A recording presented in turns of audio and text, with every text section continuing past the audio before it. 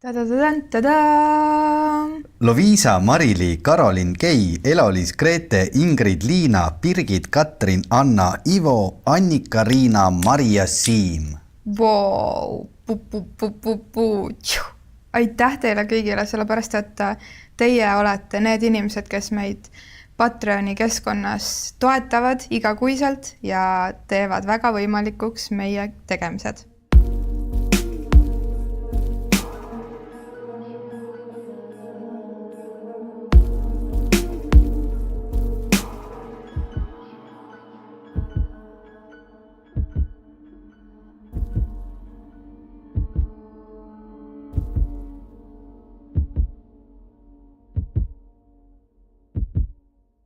Tere, head kuulajad, te kuulate tõepoolest taskuhäälingut podcasti armastusest ja mina olen siin oma võluva ja superägeda kaassaatejuhiga Elinaga.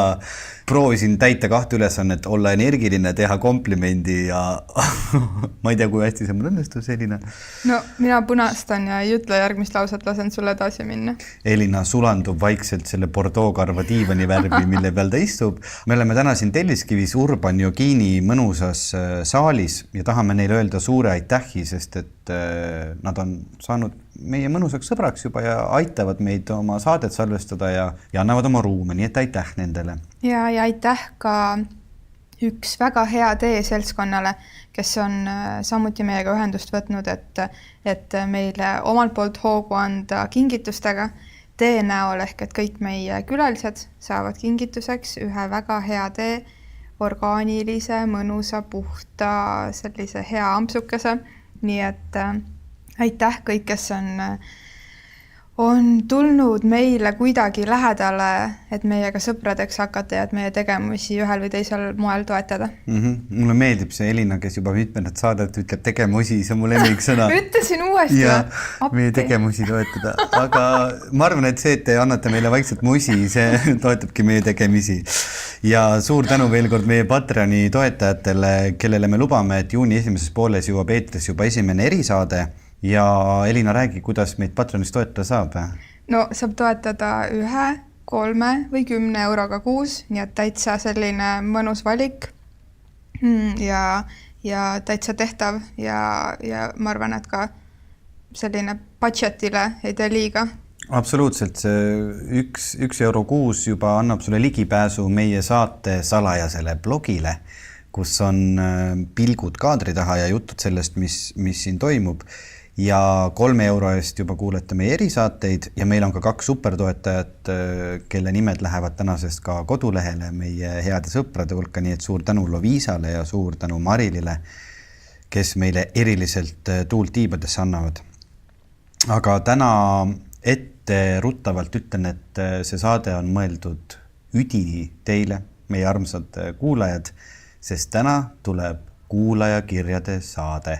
Te olete meile väga palju kirjutanud, me ei ole jõudnud kõikidele kirjadele vastata, aga me oleme nad kõik kätte saanud ja seal on olnud nii palju häid ja ilusaid sõnu, ja te olete jaganud meile mõnusaid lugusid, Elina teeb samal ajal mingit mõnusat Instagrami või mingit storyt, aga see ongi selline kaasaeg, et siis te seda saategi võib-olla meie blogist vaadata seda videokest.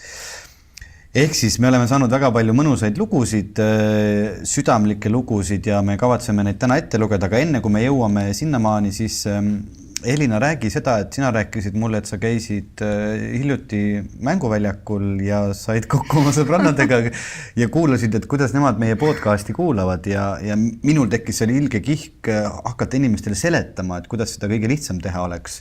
Mulle meeldib, et nüüd on selge ka see, et ma käin aeg-ajalt mänguväljakutel sõbrannadega mängimas. Aga tõesti, me olime lastega pargis ja tuli jutuks meie podcast armastusest ja siis naised ütlevad, et et ma olen ka siin tahtnud kuulata, aga ma ei ole ikka täpselt aru saanud, et kuidas seda teha. Ja siis ma olen juba 10 kordi olnud hetke ees, kus inimesed ütlevad, et nad ei saa ikka täpselt aru, mis asi see podcast on, et raadio tuleb raadiost, panevad auto käima ja nad isegi ei pea nuppu vajutama või siis vajutavad, et saada raadiokanaliga ühendust heliteel ja telekat oskavad ka vaadata ja teavad, kuidas Facebooki minna, aga nad ei saa aru, mis asi see podcast on. Ja siis ma pidin tegema jälle sellise mõnusa tutvustuse, küsima esiteks, et kas sul on Android või mitte ja siis sealt edasi minema, aga mul on tunne, et Veiko, sina oskad nii palju kuidagi meeste sellises lihtsas keeles seda selgitada, nii et ma lasen nüüd seda teha. Kõigepealt on vaja minna K-raudteepoodi, eks ole, osta endale sealt see nurgik 486 mõõduga. Tegelikult nendele, kes meid kuulavad hetkel mobiiltelefonist ja juba kasutavad mõnda podcasti äppi, on see võib-olla nüüd igav jutt, mis tuleb, aga kannatage ära, sest et me tahame aidata oma teisi kuulajaid. Paar minutit. Ja, ma vaatasin statistikast järele, et üle poolte meie kuulajatest kasutab kuulamiseks telefoni, isegi iPhone'i, aga väga vähesed nendest kasutavad mõnda podcasti jaoks mõeldud äppi. Nii et kui sa praegu kuulad meid iPhone'ist ja näiteks veebibrauserist, siis otsi oma telefonist üles selline programm, mille nimi on Podcasts. See on kõikides telefonides sees olemas. Kui sa kirjutad otsingusse Podcasts, teed selle lahti ja kirjutad selle otsingusse armastusest, siis sa leiadki meie podcasti sealt üles. Iga kord, kui uus osa tuleb, kui sa vajutad sealt subscribe, ehk siis hakkad meid jälgima, iga kord, kui tuleb uus osa, see potsatab automaatselt sinu telefon annab sulle teavituse, et see osa on nüüd olemas ja saad meid kuulama hakata. Ja samamoodi need, kes kasutavad Androidi telefoni, nende jaoks on siis mõnus Podbeani rakendus, mis teeb selle sama töö ära. Ja kui teil ikkagi endiselt tekib segadus, et kuidas täpselt, mismoodi täpselt, siis meie kodulehel armastusest.com on see juhis ka tegelikult kirjas, nii et telefoni omanikel soovitan tõesti mõnda podcasti äppi kasutada ja kui on meie kuulajate hulgas neid, kes armastavad YouTube'i, siis teate, et me oleme tegelikult YouTube'is ka olemas. Kui te kirjutate YouTube'i otsingusse podcast armastusest, siis te leiate üles meie YouTube'i kanali ja ma olen vaadanud, et seal on osadel ikkagi üks paarkümmend kuulamist on inimesed juba... Aga ma siiski seda ei soovitaks selleks esimeseks variandiks. Esimeseks mitte, aga mõned inimesed on öeldud, et nemad on sellised, kes tahavad õhtul panna arvuti niimoodi voodi kõrvale, helendama öölambikesena, panna meie mahedad hääled kõrvadesse kõlama ja meid seal kuulata. Valik on vaba, aga ma soovitan podcasti äppi teil kasutada. Ja täna on siis lood sellised, et hakkame ette lugema enamasti teie kirju, mida meile on kogunenud päris palju ja me väga vabandame juba niimoodi sõbralikult ette ära, et me ei ole enamikele neist jõudnud üldse vastatagi. Me tõesti oleme need kätte saanud, me tõesti ei jõua kõiki neid kirju täna ette lugeda, aga me oleme teinud mingi sellise mõnusa maheda valiku, et oleks väga erinevaid siis pilke meie kuulajatele. Nii et vaatame, kes, kus, mis.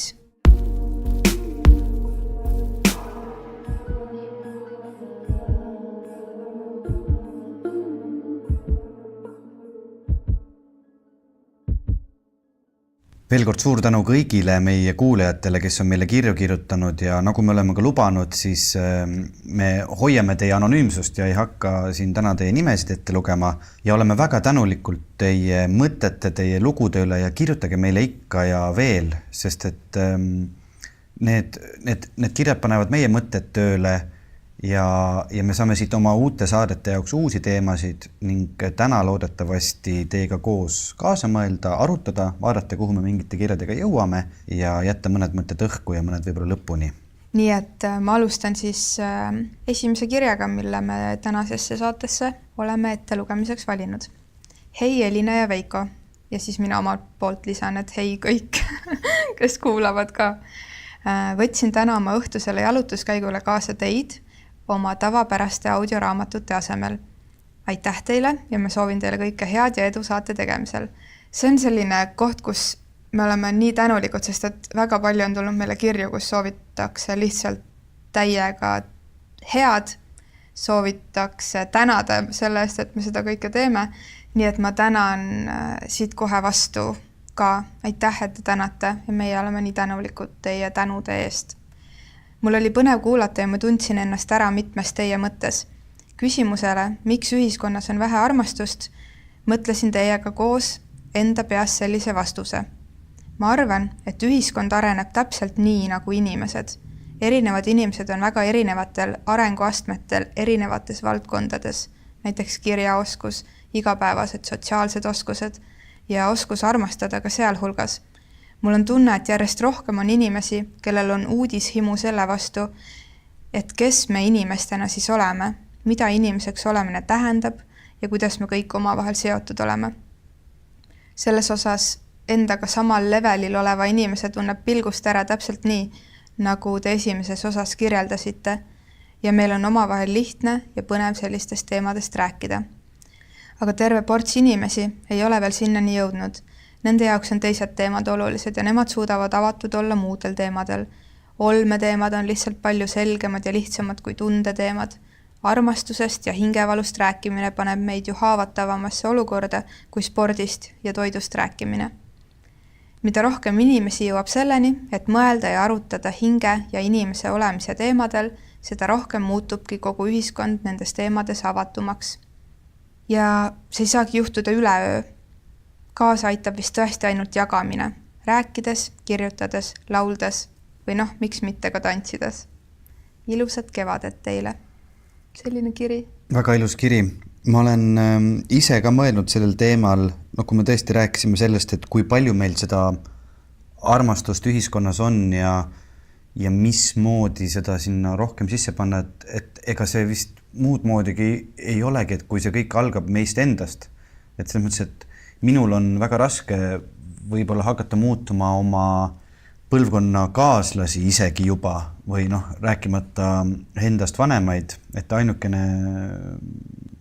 mitte ainukene, aga ma tunnen, et üks kõige tugevam asi, mida ma saan teha, on lihtsalt nagu anda endast noorematele edasi seda armastuse tunnet ja seda jagamise oskust. Sest et kui inimene on juba sellises vanuses, kus ta on välja kujunenud, siis ma ei tea, mis sa arvad, Elina, et kas on võimalik, tegelikult kui ma nüüd sul otsa vaatan, siis ma tegelikult peab olema võimalik küll. Vaata, see on see sama lause, et mõtle Veiko selle peale, kui raske on ennast muuta, oma harjumusi muuta. Väga. Nii, ja nüüd mõtle, et sa püüad kedagi teist muuta. Siis on ekstra raske ju, et me ei saa kedagi teist muuta. Aga selle inspireerimise osas, et ma arvan, et Andrus Vaarik, kui me temaga kohtusime ja vestlesime, oli hea näide ja ta jagas ju seda mõtet, kuidas tema lapsed on teda inspireerinud kuidagi selles osas, et maailm on meile valla, et ükskõik, kas see tähendab nagu meile, meie südametele, meile ükskõik mis mõttes, et jah, me võib-olla sina, mina ka lapsevanematena oleme kuidagi noorematele eeskujuks, aga ma arvan, et me inspireerime nagu ühelt ja teiselt poolt inimesi. Ma arvan, et vaata need inimesed, kes meid on juba sattunud kuulama, on niikuinii sellisel levelil hetkel, et nende jaoks see armastus on elus palju olulisemal kohal. Ja ma olen ka seda meelt, et sellest rääkimine ja sellest vestluste jagamine võib ka väiksel viisil kasvatada inimesi või arendada inimesi, et ma mõtlengi, et tegelikult oleks veel eriti oluline, kui teil on, te teate, et teil on mõni sõber, kes ei kuula meie podcasti ja kellele võiks natukene armastust süstida sisse, et siis ma usun, et sellised lihtsad vestlused sellel teemal on just see õige stardipakk armastuse levimiseks. Aga mul on nagu selline tunne, et armastus armastuseks ja meie saate nimi on armastusest. Aga see ongi lihtsalt inimeseks olemine, mida me ka nii mitmeid kordi oleme juba rääkinud ja kinnitanud ja korranud. Et me räägime täiesti tavaliste inimestena, täiesti tavaliste inimestega ja täiesti tavalistest asjadest. Ja see ongi see, mis meid kõiki puudutab. Et meil ei ole tehnikasaade, meil ei ole mingisugune koduloomade saade, meil ei ole moesaade, meil ei ole filmisaade, aga samas me kõikides nendes juttudes puudutame ühte või teist teemat, Et võib-olla sellepärast ka, et me ei pea olema mingis rollis või me ei pea olema targad mingi spetsiifilise kuidagi süvafilosoofilise tiibi mingi valdkonna tohutud professorid, vaid me olemegi siin heas mõttes lihtsate, tavaliste, eriliste inimestena, rääkides sellest, mis meid puudutab. Ja kuna selliseid inimesi on ümberringi väga palju, võib-olla isegi enamik meist või kõik, siis sellepärast see puudutabki. Ma olen ka sinuga nõus, et mul on tunne, et armastusest oskavad tegelikult rääkida kõik, sest see on asi, mida sa ei ole pidanud õppima sellest kaitsma doktorikraadi ja tegema magistritööd, miks ma armastan. Kuigi sellele on võimalik ka niipidi läheneda väga teaduslikult, aga et see on tõesti teema, mis meid palju mõjutab ja mis võib-olla mõjutada ka meie otsuseid, mis me elus teeme. Et siin on üks järgmine kiri, kus ma loen ette, refereerin. 11. klassis oli meie koolis võimalik teha 2 riigieksamit, geograafia ja keemia. Kahjuks oli valik mulle küllaltki keerukas, geograafiat ma väga süviti ei mõistnud, aga vähemalt hinded olid paremad kui keemias. Nii, aga mis siis juhtus? Olin kõrvuni armunud ühte oma klassiõesse, Voisterahvas kirjutab. Kui tuli aeg eksamit valida, tuli tema juurde ja küsis, mis mul plaanis on. Võiksime ju mõlemad keemiat teha, saaksime koos õppida. No ilmselgelt pidi ma sel hetkel ju ütlema, et ka mina tahan keemiat teha. Võimalus koos eksamiks ette valmistada ja seega rohkem aega koos veeta oli vastupandamatu. Isegi kui keskmine hinne oli 3 kandis. See küllaltki ebaratsionaalne otsus muutis mu elu olulisemalt, kui oleksin osanud aimata. Armumine jäigi lihtsalt armumiseks. Isegi 11. klassis ei julgenud ma seda teisele poolele tunnistada ja nii need asjad jäid. Keemia eksamil sain ma aga kõigile, eriti mulle endale ja õpetajale üllatuseks 91 punkti 100. Sellega kaasnenud enesekindluse tõus loodusainete osas süvendas soovi bioloogiaga aina tõsisemalt edasi tegeleda ja tänaseks on mul doktorikraad. Vaat kui huvitav siis, milline jõud võib olla armumisel või armastusel, et see mõjutab inimese otsuseid nii palju, et ta on isegi 3-sest keemiapoisist võimalik jõuda doktorikraadini välja. Ma mäletan ise, kuidas ma olen teinud ka koolis samasuguse valiku, mitte küll armumise põhjal, aga sõpruse põhjal. Et meil oli ka see, et kui 9. klass sai läbi, et siis oli võimalik kandideerida, et eliitkoolist pärit 10. klassi ja mina tegin eksamid nii reaalklassi kui ka humanitaarklassi, olles ise väga humanitaarne inimene. Sain ka mõlemasse sisse ja läksin siis direktori juurde ja küsis minu käest, Veiko, et kumba klassi siis soovid minna? Ja kuna koolis mu 2 kõige paremat sõpra läksid reaalklassi, siis mõtlesin muidugi kohe, et reaalklassi. Direktor vaatas mulle ka natukene niimoodi otsa, et sa oled kindel ja mõtlesin, jah.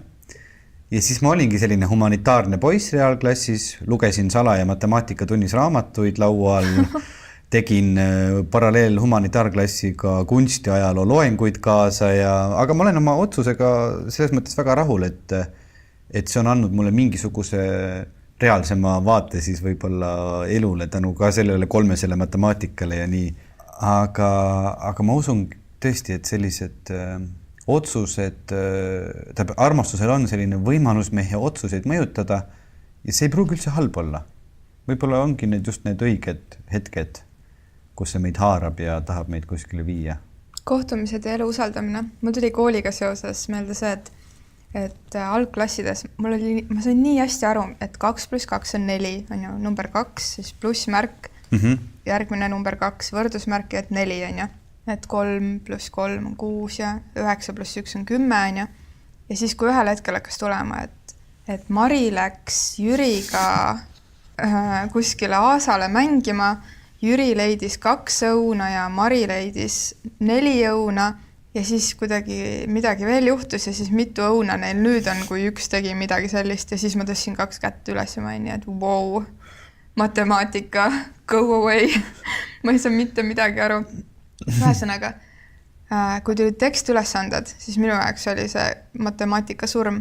Ja siis oli see aeg, kus meil olid väga tugevad poisid just matemaatikas. Ja siis me leidsime küll tüdrukutega vabandusi, et me peame poistega minema koos õppima. Ma arvan, et see oli mingi siuke 7. klass, juba kevadised ilmad ja ratastega siis kellegi klassivenna juurde õppima. Aga tegelikult oli lihtsalt see, et nad olid sümpaatsed meile, tahtsime nendega koos ratastega sõita ja kuskil puude vahel metsas üksteist taga ajada ja peitust mängida. Et nii äge, et see õppimine ja kool võib olla selliseks ettekäändeks, et kohtuda ja sealt tõesti arenevad mingid erinevad lood ja suhted välja. Ma arvan, et see poiss, härra, mees, kes meile kirjutas selle eksamikirja, et ka täna, kui ta näeks seda tüdrukut, tütarlast, et ta vaatab hoopis teise pilguga kuidagi, et see on mingi selline märgiline tegelane minu elus olnud, kes on mu tänaseks mingis osas juhtinud selle doktorikraadini nendes ainetes, mis koos sai siis kuidagi selgeks tehtud.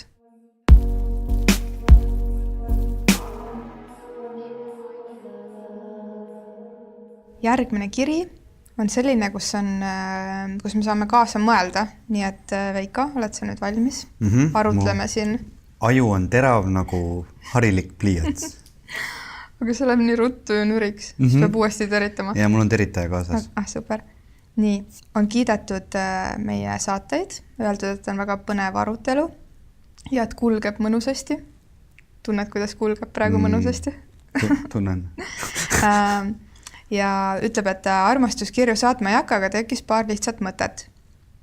Ja need on nüüd sellises küsimuse vormis. Mina vastan, ma tean kõikidele maailma küsimustele vastuseid. Tegelikult teate te kõik inimesed, kes te meid kuulate, kõikidele küsimustele vastuseid. Nii et kõik saavad nüüd oma peas kaasa mõelda. Kas armastuse avaldamise ma armastan sind mõju on keeleti erinev? Ala, kas inglise keeles on teisele I love you lihtsam või kuidagi erinev öelda kui omas emakeeles? Ma arvan küll, et on erinev. Et eesti keeles on seda kõige raskem teha. Mitte eesti keeles siis, vaid omas emakeeles? Emakeeles, jah. Ma mõtlen, mina räägin eesti keelest. Kuigi ütleme niimoodi, praegusel ajal võib-olla juba hakkaks inglise keeles ka mõtlema, et juba teades, mis nende sõnade kaal on ja nii. Mul lihtsalt meenub seda, et ma olen ühe korra elus öelnud, ma armastan sind lihtsalt sellepärast, et mul oli tunne, et seda peab ütlema või et see on nüüd mingisugune etapp mingisuguses suhtluses, et nüüd on see hetk, kus ma pean seda ütlema. Aga tegelikult sa ei tundnud seda tunnet või? Oi! See on päris õudne. No ma olin, ütleme niimoodi ka, kas see võis olla 10. või 11. klass. Ja siis ma mõtlesin, et ju siis see nii käib. Et nüüd on, mõnda aega nüüd suheldud ja nüüd tuleb öelda, ma armastan sind. Ütlesin siis selle ära ja midagi nagu ei tundnud ja päris õudne tagantjärele mõelda, et ma niimoodi tegin. Ja ma isegi too hetk mäletan, et ma pärast seda väljaütlemist tegelikult kogu aeg mõtlesin, et miks ma seda ütlesin. Et ma ju tõesti ei tundnud seda. Ma ei tea, minul on tegelikult ikkagi nagu raske öelda seda, sest et võib-olla ka tänu mingile sellele ühtedele esimestest kogemustest, kus ma selle liiga lihtsalt välja ütlesin, on mul praegu hirm, et ma ei ütleks seda nii lihtsalt välja. Ja mingi selline alateadlik, fataalne tunne on ka sees, et kui see lause on välja öeldud, et siis peaks olema asjad kuidagi hoopis teistmoodi.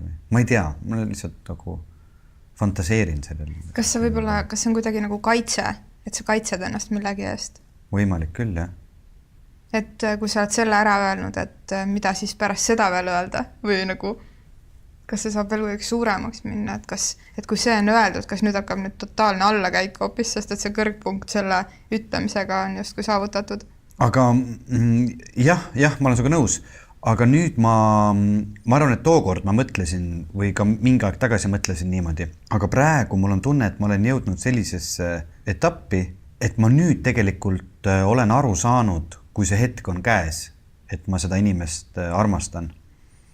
Ma ei räägi üldse mingitest romantilistest suhetest, ma näiteks räägin ka sõprussuhetest. Ja ma tunnen ära, et jah, ma praegu olen sellisel tasandil, et ma võiks vabalt seda öelda, ilma, et ma seda üldse kahetseks.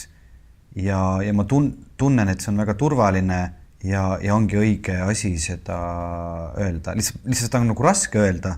Eriti ma mõtlen sõpradele tõenäoliselt, sest et see on Eesti kontekstis ikkagi selline lause, et on hästi romantiline lause mõnes mõttes ju. Või vähemalt minul on selline kuvand lapsepõlvest, et seda öeldakse oma elukaaslasele, siis ütled selle ära ja siis te abiellute ja siis tulevad lapsed ja siis läheb see asi niimoodi, aga ma ei tea, mul on tunne, et me võiksime lubada seda lauset palju rohkematele inimestele öelda. Aga me ei saa muidugi üldistada, aga ma küsin sinult, kui sinult, aga sinult kui meesterahvalt, et kas mehed sõpradena, kui see sõber on tõesti sulle nii kallis, kas mehed ütlevad üksteisele, et ma armastan sind ja ma vastan enda poolt ära, et mina oma väga-väga lähedaste sõbrannadega ütleme üksteisele, ma armastan sind. Ma olen öelnud seda lauset, aga natukene ümber konstrueeritud kontekstis, selles mõttes, et et sa ju tead küll, et ma armastan sind väga, et nagu minnes nagu natukene sellest mööda, et mitte kukkuda sellesse lausesse, et mitte olla selline, ma armastan sind, et see ei mõjuks sellise romantilise statementina, vaid et aga ma olen küll märku andnud inimestele või öelnud ja ma siiamaani tegelikult õpin seda, kuidas iseendas seda tunnet siis sõnastada, sest ma usun, et see on oluline sõnastada ja ma tean, et seda on meestel väga raske sõnastada, aga see on oluline. Ja kui see tunne sul sees on, näiteks sõprade puhul, ja nagu sina ütlesid, et sa oled seda teinud, siis ma arvan ka, et seda on väga oluline teha ja öelda, sest et minul võib olla mingisugune hirm või piinlikkus seda öelda, aga ma usun, et kui see teine inimene seda kuuleb, et tegelikult temale mõjub see ju väga hästi. Ma mõtlen ikka oma mingisuguse mätta otsast, et issand, mis ta minust mõtleb, kui ma nüüd avaldan sellised suured tunded välja ja üritan siis nüüd iseennast kuu ja nädalate ja aastate jooksul järjest kasvatada, et ma oskaks seda välja öelda, sest mina ei ole õppinud seda lapsepõlvest välja ja ütlema. Ma mõtlen lihtsalt seda, et kui ta on su sõber, siis ta armastab sind ka veiko. Ja ma tean, ma räägingi, et ma juba olen, ma olen üsna heas kohas omadega, õnneks. Ja lihtsalt, et see lause ju kummitab inimesi läbi elu ja saadab meid ja ma mõtlengi, et see võiks olla palju lihtsam mingitel inimestel. Ma usun, et naistel on see palju lihtsam kui meestel. Ma ei tea, kas on, aga ma loen, inimesed saavad nüüd ka kuulata ja kaasa mõelda. Sina ei taha selle ma armastan sind kohta midagi No vastata? Võin küll vastata. See on ju see kulunud, see põhjapooluste, põhjariikide, Nordic countries asi, et see rakastan on ja armastan, et siuke kuidagi mingi siuke raksaki, mingisugune see nüanss tuli mul esimesena pähe, aga ma arvan küll, et see on täpselt see sama koht, mille sa välja tõid, et kui ma ütlen seda omas emakeeles, siis ma mõtlen seda ilmselt tõsiselt, et siis see on kuidagi rohkem päris. Aga kui ma ütlen lihtsalt I love you, siis see võib olla läbi mingisuguse filtri või mingisuguse sellise läbi mängu pigem. Selline kerge mõte siia lõppu. Aga ma loen järgmise siis küsimuse. Meie Viktoriin läheb edasi. Et kui sa oled öelnud, ma armastan sind juba peaaegu 200 korda, et kas see kuidagi lahjendab selle erilisust? Mina arvan, et kui sa ka 200 korda seda öeldes seda tõeliselt usud ja tõeliselt mõtled, siis ei lahjenda. Aga kui sa 200 korra peal juba nagu tunned, et sa pead seda ütlema, sest et partner on juba selline, et sa pole mingi 3 nädalat seda öelnud, et siis vist pigem arvan, et kui keegi pole 3 nädalat seda öelnud, siis neil ei ole seda 200 korra nagu probleemi. Ma arvan, et pigem minu jaoks on see küsimus selles, et ma lähen käin korra Selveris, toon pelmeenid on ja tavai, tšau, ma armastan sind, tšau. Selles mõttes. Ma ei tea, ma ei oska öelda. Et see on nii argine nagu see, et vitsid too mulle köögist vett. See võib-olla olenebki siis nagu inimestest või suhetest, et kuidas see lause on neile jäänud siis kõnepruuki. Et kui sa nüüd niimoodi tõesti ütled, et sa lähed Selverisse ja õikad selle sinna vahele ja kuigi samas see võib ka nagu maru tore olla, sest sa võidki too hetk seda väga tõsiselt mõelda. Ja sul ongi see mingisugune selline säde sees ja mine sa tea, võib-olla sa käid seal Selverist samal ajal kukub pomm, eks ole, teie majale ja see oligi viimane kord, kui sa pidid seda ütlema, issand õudne lugu. Uskumatu, kuidas su mõte jooksis praegu. Ja tuled tagasi ja sa mõtled, miks ma ei öelnud ukse peal seda. Et ma arvan, see on väga suhteline, et seda on väga raske öelda, et kas see devalveerub või mitte, aga mul on ikkagi tunne, et öelge ikka. Kui te vähegi see tunne tuleb sisse, siis öelge. Ja siin on veel mõned sellised mõttemängud, aga siin lõpus, mida ma tahaks välja tuua ja millega me tegelikult oleme natuke ka tööd teinud Veikoga, on see, et tehakse ettepanek, et meie saatesse võiks tulla rääkima inimene, kes ise armastusse ei usu. Nii et meil oleks selline saatekülaline, kes räägiks meiega armastusest ja tema on siis sellises rollis, kes ise armastusse ei usu, nii et me vaatame, millal meie teele selline inimene satub. Võib-olla saab meiega vestlema ühel hetkel keegi. Nii et kui te tunnete sellist, kus on antagonisti, siis andke meile teada.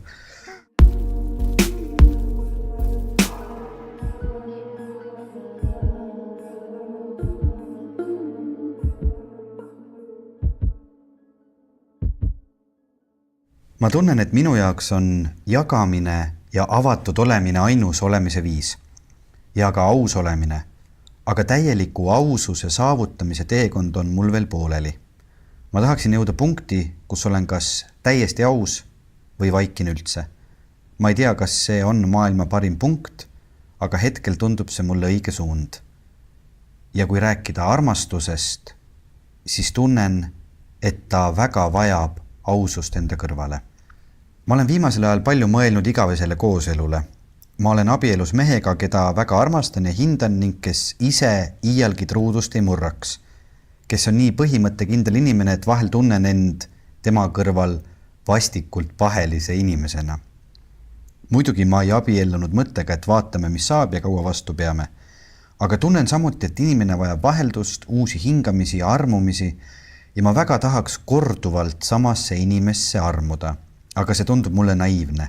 Tundub naiivne, et ma kunagi kedagi teist ei ihka.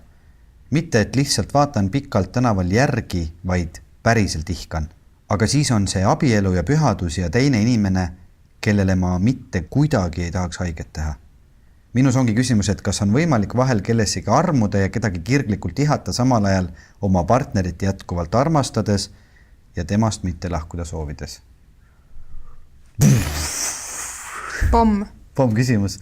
Mina lihtsalt oskan seda küsimust ka lihtsalt niimoodi õhku visata, et jättagi see küsimus selles mõttes nagu kuskile sfääridesse hõljuma, sest et see on ju nii... Ma tahaks lihtsalt öelda, et me ei ole siin doktor Laavid, on ju? Ja meil ei ole vastuseid iseendagi kõikidele küsimustele, mis siis veel teie omadele. Aga meile tõesti meeldib mõelda ja arutleda, sest see teeb kõik avaramaks. Ja praegu see mõte, mis mul kuidagi selle kirjaga tuli, on see, et võib-olla see kõlab kuidagi liiga lillelapselikult või banaalselt, aga las siis kõlab, et minu meelest on võimalik kellessegi teisesse armuda kordi ja kordi ja kordi ainult sellisel juhul, kui sa ise endasse oskad armuda kordi ja kordi ja kordi. Ehk et kuidagi kõik need meie suhted on mingisugune peegelpilt meist endist. Kuidagi, et millises vormis ma olen ja mida see vorm tähendab, siis absoluutselt ka füüsiline vorm, tervis, see, kuidas ma ennast oma kehas tunnen, kui aktiivne ma olen, mis mind sütitab, kui palju ma ette võtan ja ka ära teen, kui palju ma kuidagi maailma avastan, kui palju ma tahan õppida, asjadest rohkem aru saada ja kuidagi, et nagu seda enda sisemist tuld põlemas hoida ja endasse armuda. Et see on hästi palju seotud sellega, kuidas ma ka suudan armuda kas kuidagi oma lähedastesse või inimestesse, kes on kaua juba mu kõrval olnud. Teine mõte, mis mul tekkis sellega seoses, on see, et pole vaja endale panna peale mingit sellist taaka, et nii peab olema. Et tihti ju inimesed, kas on suhtesse astunud või abiellunud ajal, kui nad neid otsuseid üldse teadlikult vastu ei võtnud, et nad ei olnudki oma peas välja mõelnud, mida see meie kooselu või liit sellisena tähendada võiks, kui me nüüd mõlemad ütleme üksteisele jah, ja me ajaga muutume, mis on see Eija lause siin, ütle see quote. Et kõik meie ümber, me ise muutume, kõik meie ümber muutub ja me peame seda muutust tähele panema ja üksteisele lubama. Et see on see teine pool ja pole olemas sellist ühte vormi, et abielu tähendab midagi sellist, et kooselu tähendab midagi sellist, et seal peavad olema esindatud need ja need asjad, et see, kuidas kellegi suhe toimib, ei pruugi üldse olla see, kuidas minu suhe toimib või sinu suhe toimib, et meil kõigil on omad lood ja kuidagi iseendaks jäädes, olles iseendaga aus, pidevalt armudes endasse ja kuidagi lubades teistel inimestel ka endasse armuda. See on mingi selline meisterlikkus, mäng nimega elu. Ja minu meelest on tähtis ka see, et meil ei oleks hirmu armumise ees. Selles mõttes, et see on kõige suurem ja olulisem tunne see armastus elus. Et me ei tohiks hakata kohe ennast analüüsima, et kas see, mida ma teen, on praegu õige või kas see, mida ma teen, on praegu vale. Ja ma olen sinuga väga nõus, et see iseenda armastamine on väga oluline elus püsimise viis ja sealt pealt sa juba oskad kuidagi seda kõike, mis sinuga toimub, ka nagu mõtestada ja sellega kaasa minna. Ja see, kui sa armud kellessegi, see ei ole ju mingisugune kuritegu minu meelest. See on nii ilus asi. Või kui sa armastad kedagi, su sõbrad, su kaaslased, su lapsed, su vanemad, neid inimesi on ju meie elus tegelikult nii palju, kellega me jagame seda armastuse tunnet ja kui see kuskil kellegagi tekib, siis seda on vaja selleks, et me kasvaksime, et me areneksime, et me oleksime. Et see ei tähenda seda, et nüüd, kui ma kellessegi armun, et minu suhe kohe ju lõpeb, kaob, praguneb ja puruneb ja plahvatab. Ma arvan, et seal on pigem... See on õudselt keeruline, see suhete puu, ma arvan, aga... See on mingis mõttes keeruline ja mingis mõttes nii lihtne, et keeruline on ta selle koha peal, kuidas me alati selle iseendaga eesotsas mingites olukordades on ju üle mõtleme. Aga tegelikult see on mingi selline mõnus tarkus ka sellele, et milliseid kokkuleppeid ma oma elus edaspidi olen nõus tegema, kui nad tähendavad mingit liitu, mingit suhet, ükskõik kas on tööandjaga, mingisuguse, ma ei tea, projektiga seoses, mingisuguse sõpruse, ükskõik millisel levelil, et paneb mind naeratama ja ma tahaks kuidagi öelda sulle, kes sa selle kirja kirjutasid, et väga julge kiri meile ja soovin sulle täiega mingit sellist mõnusat sisemist sära. Siin kirjas on tegelikult veel üks lõik, mille ma tahaks ette lugeda. Ta kirjutab edasi, et mul on üks sõbranna, kes on samuti mu eluarmastus. Vahel olen isegi tundnud, et armastan teda nii väga, et valus hakkab. Et armastus tema vastu teeb mulle rohkem haiget, kui tahaksin. Meil on koos olnud väga ilusaid aegu ja usun, et neid tuleb juurde. Aga temaga koos olen kõige rohkem ka armukadedust tundnud. Kui ta koges esimesi romantilisi armastusi, siis olin ühtaegu õnnelik ja õnnetu. Kadedus on vist küll minu jaoks üks halbu omadusi ja see on vastik eelkõige mulle endale. Vahel ma lihtsalt ei oska teiste üle siirast rõõmu tunda, aga tahaksin. Kadedus võib küll hinge seest süüa. Ma nii palju võin öelda, et meie kirjakirjutaja on 24-aastane ja ma arvan, et tal läheb selle asjaga aina paremaks. Sest ma iseenda pealt mõtlen, mul on täpselt samasuguseid olukordi olnud ja see on mõnes mõttes väga inimlik ja see on juba väga tubli, et sa sellest ise aru saad. Et sa saad aru, mis sinu sees toimub ja et sa oskad seda sõnastada ja sealt pealt sa õpidki nagu edasi tõusma kõrgemaks ja tead, lõpuks jõuad sa niisugusesse faasi, kus sa saad aru, et see kadedus muutub tegelikult õnnelikkuseks oma sõprade ja sõbrannade üle.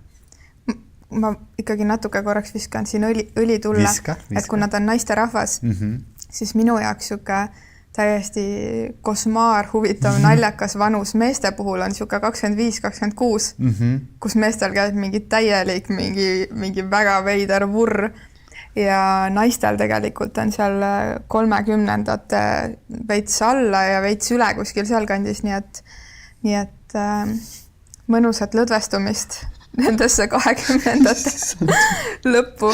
Seal on veel nii ägedaid, päriselt lõigus on naerda, seal on nii ägedaid keeristorme tulevas, mis tõmbavad platsi täiesti puhtaks ja kus mingid täielikud uued algused ja uued võimalikkused saavad teoks.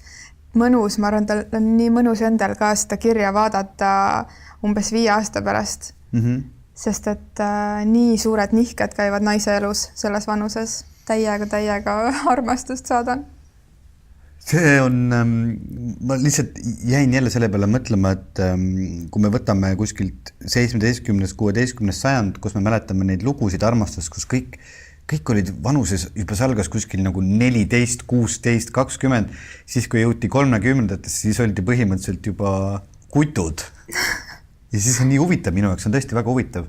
Mõtle, inimene on 24 praegu, tolleaegse maailmavaate järgi põhimõtteliselt peaks olema tema elu armumiste ja armastustega läbi ja siis sina räägid seda, et mis veel kõik seda naist ees ootab ja see pani mind naerma. Et see on nagu heas mõttes... Aga ma ütlen seda hästi suure südamega. Ma mõtlengi, et see on heas mõttes nagu selline natuke hirmutav, aga väga põnev ja väga lootustandav. Ma just annan lootust, et see elu on ees.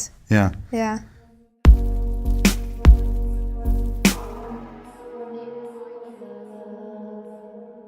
Aga nüüd on 24-st väike hüpe 17-aastase tüdruku kirja juurde. Ma olen hetkel 17 ning ma ei ole täpselt aru saanud, mis see armastus minu jaoks on. Ma arvan, et ma armastan paljusid asju ja inimesi, kuid olen kasvanud peres, kes seda armastust sõnadesse ei pane. Ma tunnen kiindumust oma sõpradesse ja lähedastesse, kuid ei ütle kunagi ja võib-olla ei suudagi öelda otse, ma armastan sind. See vähene kasutus on nendele sõnadele rohkem kaalu andnud. Minu ümber on inimesi, kes muudkui räägivad, et nad armastavad seda või teist või ütlevad, ma armastan sind telefonikõne lõppu, mis iseenesest on ju ilus, aga võib-olla ei olegi tähtis seda välja öelda, vaid pigem on tähtis see, kas ja kuidas me näitame välja seda armastust. Kui mina mõtlen armastusele, siis ma ei mõtle romantilisele armastusele. Võiks ju mõelda küll, et kõigil teismelistel on ainult suhte otsimine mõtteis. Kogu aeg on vajadus olla suhtes, olla tähtis osa millestki erilisest. Paljude minu vanuste näitel näebki seda, kuid ma leian, et armastusesse suhte ja käsikäes käimine ja füüsiline kontakt on teisejärguline. Tähtis on armastada, leida elus ja asjades ja inimestes ilu, kuid kui sa leiad seda tunnet teises inimeses ja tahad teda omale ja pidevalt enda kõrvale, siis see ei ole enam puhas armastus. Armastus on minu jaoks nagu valge värv teiste värvide seas. See on nii ilus ja puhas. Ei ole mingeid toone. Igasugune armastus on armastus. Armastus on vabadus, kuid kui sa soovid teist inimest enda omaks, siis sellest võrdusest kaob vabadus ning tegemist ei ole enam selle varjunditeta puhta armastusega. Vabadus armastada, armastus vabaduse vastu. 17-aastane inimene on kirjutanud sellise kirja. Kuulates, et kui mina olin 17 ja ma oleks sellised mõtted mõelnud, siis ma oleks praegu juba täielik kuru. No. Ma ise praegu jõuan nende mõteteni siin peaaegu 20 aastat hiljem, eks ole. Väga... Täitsa lõpp on ju. Ma ka lugesin seda ja mõtlesin, et aitäh, et sa oled olemas, aitäh, et sa jagad selliseid mõtteid, aitäh, et sa oled 17, aitäh, et sa lood enda ümber sellist välja, kus ongi lihtsalt võimalik olla, emmata kõigepealt iseennast ja siis kõike, mis teele satub. Nii ja siia lõppu veel üks kiri, üks lõik ühest kirjast. Kirjutab meesterahvas. Mehe ja naise puhul näib mulle armastus põhinevat polaarsuste vahelisest seksuaalsest tõmbest, kus mehelik ning naiselik olemus täiendavad üksteist läbi tões elamise. Huvitava paradoksina näib see toimivat selliselt, et kui naine otsustab, kas meest endale üldse ligi lasta, siis see, kas ja kui palju naine armastab, on otseses sõltuvuses sellest, kui palju mees naist armastab ja milliseid tundeid, emotsioone see naises tekitab. Eluliselt näib see olevat midagi sellist, kus koos olemise turvatunnet tõmbab nihkesse kättesaamatu kindlustunne, et me kuulume igavesti üksteisele. Vaimselt see ei pruugi nii olla, lihtsalt loomalikul hormonaaltasandil see nii näib olevat. See pole probleem, mida saab lahendada, see näib olevat paradoks, mida peab pidevalt manageerima.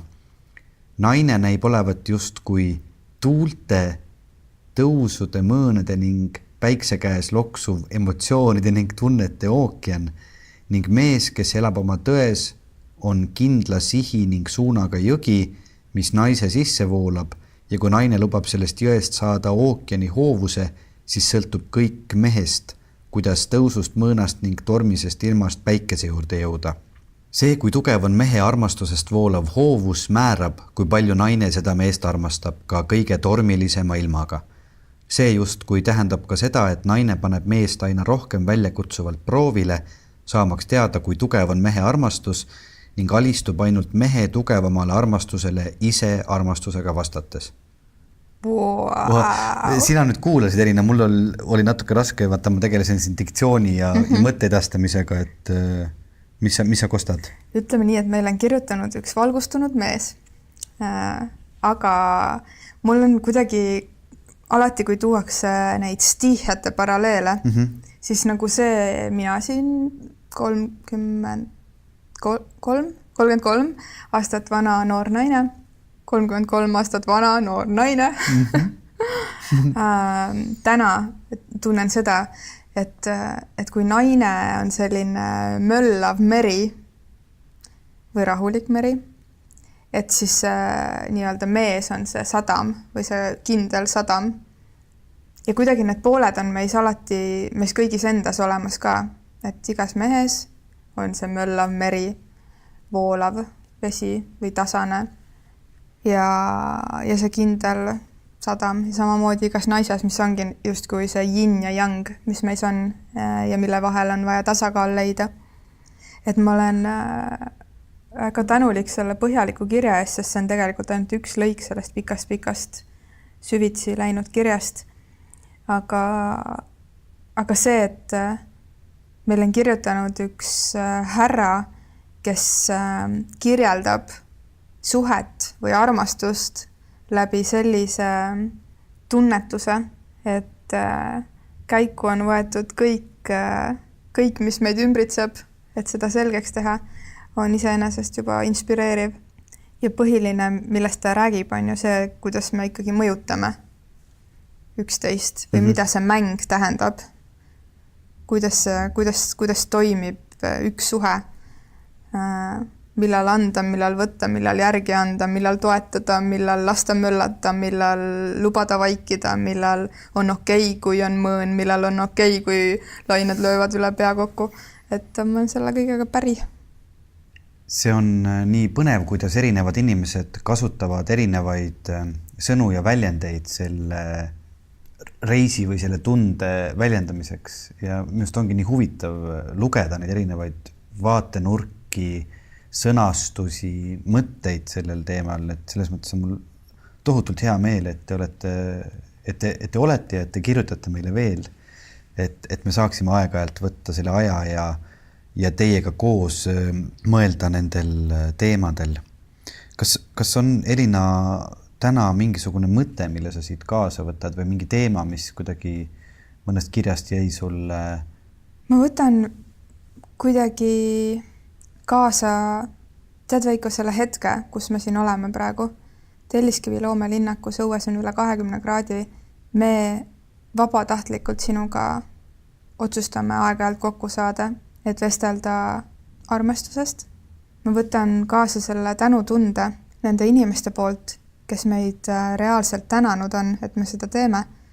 Sest et isegi kui meile sinuga kahekesi meeldiks seda teha, siis see noogutus teiste poolt on väga oluline ja me tõesti ikkagi vajame seda peegeldust.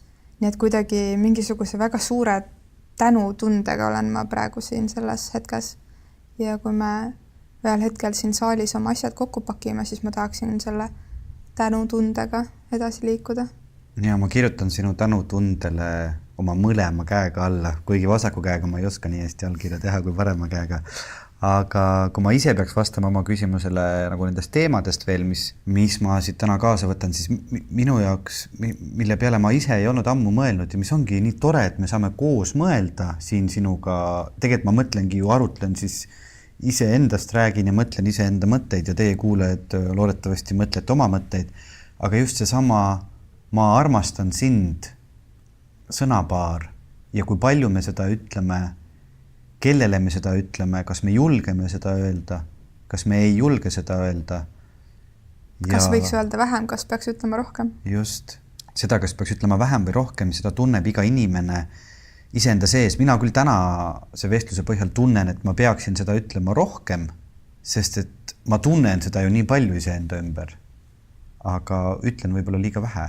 Ja see haakub ka selle tänutundega, millest sina rääkisid, mis mul on tõepoolest kõikide nende inimeste vastu, kes on meile kirjutanud ja meile tagasisidet andnud, sest et teie neid paisid on nii tore lugeda ja need teevad südame nii soojaks ja on hea meel, et te meiega kaasa mõtlete ja meiega siin olete ja tõesti õues on ju nii mõnus. Suvi on põhimõtteliselt, see on harukordne kevad minu meelest meil see aasta. Üle pikka aja pole olnud nii sooja ja nii mõnusad kevad, et kui te vähegi saate, ma ei tea, tormake õue, võtke, ostke jäätist ja pange lühikesed püksid jalga ja armuge. Ja ma teen siia saate lõppu Veikole ühe harjutuse ka, nii et Veiko, pane silmad kinni. Nii, mul on silmad kinni. Mis ta nüüd teeb minuga?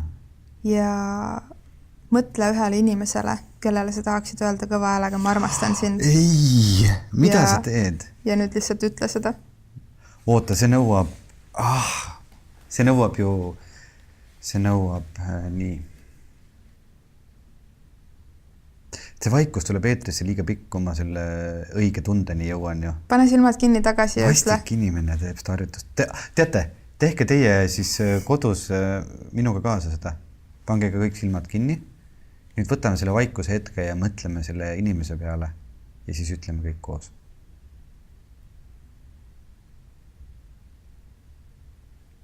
Ma armastan sind. Ei, ma ütlesin kuskil nagu. Kuidas oli? Päris nii on, natuke oli siuke koolipõsi tunne praegu, tead. Kõik on hästi. See oli harjutus. Ma loodan ka. See on hea harjutus, mida teha kodus. Kuulge, et mitte nii sentimentaalselt lõpetada, siis otsige meid sotsiaalmeediast ka üles, et meil on Instagramis juba peaaegu 500 jälgijad koos, ülitore. Podcast armastusest, otsige meid sealt Instast üles ja Facebookist. Me tõesti oleme kuidagi rohkem Insta-lembesed oma podcastiga, nii et me püüame ka Facebooklasi ikkagi meeles pidada, aga kui sa meid kuuled ja tahad rohkem infot ja natuke rohkem kätt pulsil hoida, siis Patreon ja Instagram, nii et aitäh, kohtume kuskil. Ja kui sa meile tänaval vastu tuled ja meid ära tunned ja tahaksid midagi öelda, sest mul on olnud ka selline juhus, et üks inimene on öelnud, et ma nägin, aga ma ei julgenud tulla ütlema, et te teete nii ägedat asja, siis alati tule tere ütlema. Me ju teie nägusid kõiki ei tea ja ei tunne. Nii et kohtume ükskõik kus. Ja kui otse ei julge öelda, kirjuta tere@armastuses.com. Aitäh! Aitäh!